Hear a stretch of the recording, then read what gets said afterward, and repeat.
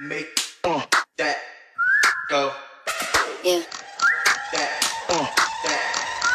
Let's go. Let's go. Yeah. Make that ass go. Hello children! I'm back with a new vlog. At itong vlog na ito ay entitled R Venture. AR Venture. AR stands for Alden Richards. Alam nyo ba na itong vlog na ito ay 6 years in the making? Bakit? Dahil nag-umpisa ito sa isang video greeting ni Alden Richards para sa akin 6 years ago. Through the kindness of Andrew De Real na noon ay katrabaho niya sa isang show sa GMA. Nakuha ko ang video greeting na ito. Tapos, nagkataon, this year, meron siyang concert dito sa Northern California, specifically sa San Mateo Performing Arts Center. Malapit lang yun sa bahay namin. So sabi ko, ay, manunod ako nito. Na umaasang magkikita kami in person. Kasi may sinabi siya dun sa video greeting na sana tuparin niya. Sir Jojo, mabolo. Hope to see you soon dyan sa San Francisco. God bless you. At yun na nga, on the way na. Pero, syempre, kakain muna. So, kumain muna nga. Nag-sushi pa nga.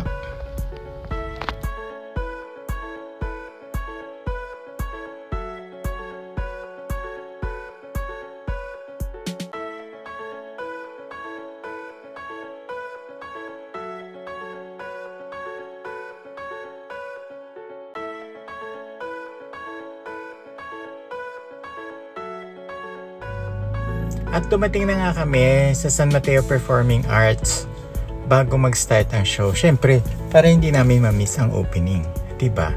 At pagpasok namin, I saw familiar faces kasi kilala ko ang producer at ang mga taong involved sa pag-put up ng show na ito. It's nice to see them. Yung iba nakapagpa-picture ako, yung iba naman dahil syempre mas concern ko yung makaupo na at maging komportable na dun sa upuan. Kasi nga baka mamaya sa dami ng fans na gustong manood at gusto siyang makita, abay magkaagawan pa ng silya. At nag-umpisa na nga ang show. Hindi lang si Alden agad.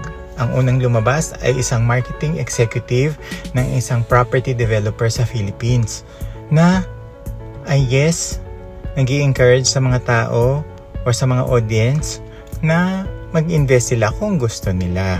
Tapos, merong sumayaw, nag-ala-zumba, at sumayaw pa, at nagsisayaw nga sila. Tapos, meron din mga kumanta.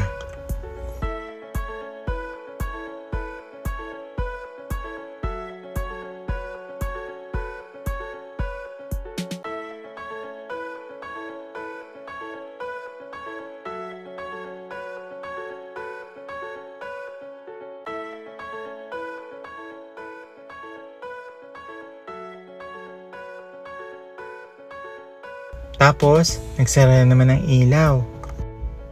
At tatapos na ang mga pasakali. Nag-umpisa na ang countdown. Nag-umpisa na rin ang mga fans na magtilian. At yun na nga, nung lumabas na finally si Alden, hala, akala ko may hihimatayin. Yung babaeng nasa tabi ko at yung mga babaeng nasa harapan ko. Aba, ay hindi magkamayaw sa paghiyaw. At nag-umpisa na nga ang show. Inumpisahan ito ng, syempre, kanta si Alden.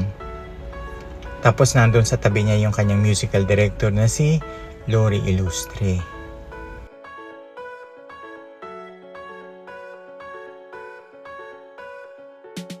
Dami niyang mga kinanta. Yung iba familiar, pero most of them hindi ako familiar kasi parang pang millennial. Except nung may kinanta siya ng mga medley. Yun, alam ko yun. Kasi kapanahonan ko yun.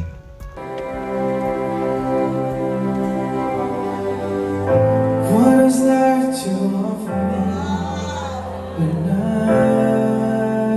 grow old? What's there to look forward to beyond the body cold? Still seems nothing more. Yes, still yet to think of. What's there beyond sleeping work in this world? To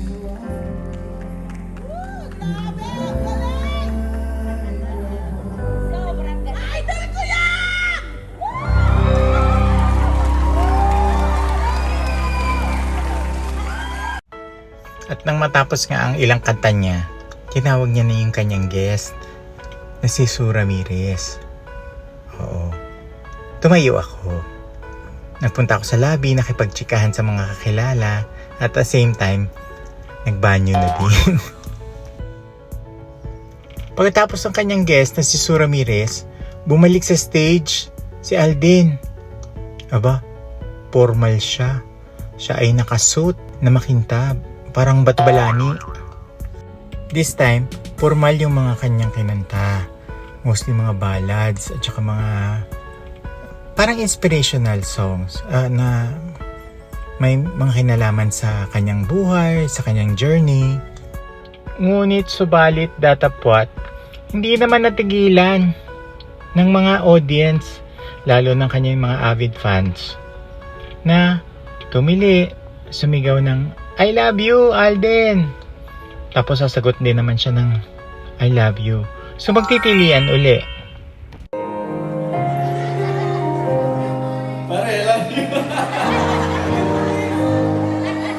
feel like I'm breathing my last breath. Feel like I'm walking. Until finally, dumating na dun sa last song or last few songs. Medyo na-sense na ng mga tao yun. Pero bumaba siya ng stage. Na yun, nagkagulo na po. Hindi ko na makita yung nasa harapan ko kasi yung mga nasa likod nagpuntahan sa harap at yung mga nasa harap nagpuntahan sa pinakaharap. Hindi ko nga siya nakita pero hindi ko siya nakita ng malapitan pero nakuhanan ko naman. Nakuhanan ko yung tuktok at bumbunan niya dahil nga puro nga tao dun sa harapan. At natapos na nga ang show.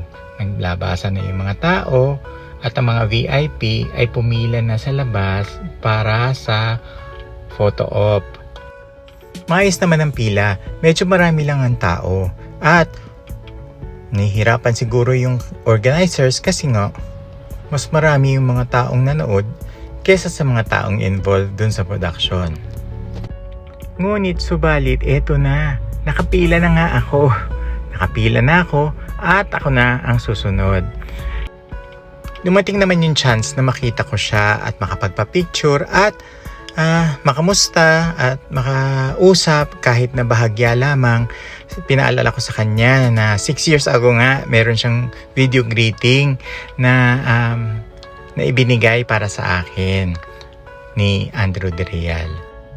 Ngunit sa sobrang dami nga ng tao at pakagabihin sila kung pagbibigyan lahat ng makapagpa-picture, ginawa nilang madaliin yung pagpapapicture na tigli-5 kada isang grupo. So kahit hindi kayo magkakamag-anak at hindi kayo magkakakilala, basta 5 ng 5. At na-meet ko na nga siya in person. Aba, itong batang ito pala is sobrang puti.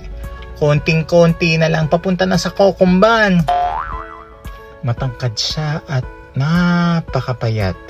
Oo, yung hindi siya pwede sa gitna ng bagyo kasi tatangayin siya. But anyway, masaya ako kasi napaka-pleasant ng taong ito. Napakagalang at napaka-humble. Wala kang maririnig or wala kang masisense sa kanya na angas o yabang. So, believe ako sa batang ito, sa layo ng narating at sa dami ng nakamit sa kanyang propesyon bilang artista. Aba, nakasayad pa rin sa lupa ang kanyang mga paa. Kaya kudos to you, Alden Richards. Oo, hindi ako nagkamali na ikaw ay isa sa mga paborito kong artistang lalaki.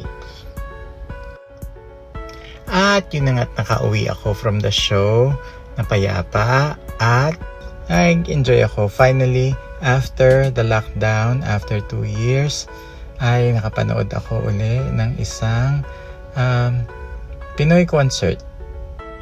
Sana meron pang mga susunod para mai-share ko rin sa inyo. Maraming salamat sa inyong panonood. Sana nag-enjoy po kayo hanggang sa muli. Bye-bye!